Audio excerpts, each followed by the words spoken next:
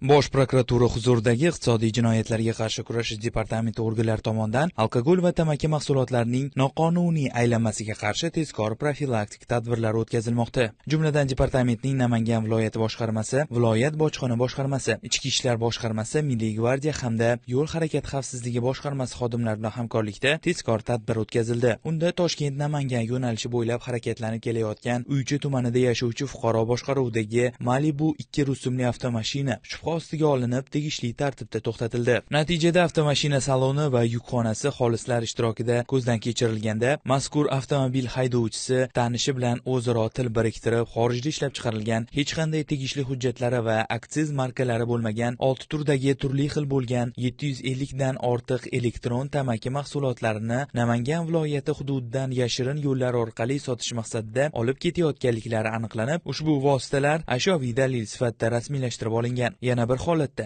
departamentning Namangan viloyati boshqarmasi hamda hamkor tashkilotlar bilan birga tamaki mahsulotlarini noqonuniy ravishda saqlash, muomalaga kiritish holatlarini aniqlash va bartaraf etish maqsadida tezkor tadbir o'tkazildi. Unda Namangan shahrida yashovchi fuqaro o'z yashash xonadonida respublikamiz hududiga noqonuniy aylanma yo'llar bilan olib kelingan, hech qanday me'yoriy hujjatlari bo'lmagan va aksiz markasi bilan markalanmagan 15 turdagi jami 3464 qutilardagi tamaki mahsulotlarini kelgusida sotish maqsadida saqlab kelayotganligi aniqlanib, ushbu vositalar ashyoviy dalil sifatida olingan. Mazkur holatlar yuzasidan Jinoyat kodeksining tegishli moddalari bilan jinoyat ishlari qo'zg'atilib, hozirda tergov harakatlari olib borilmoqda.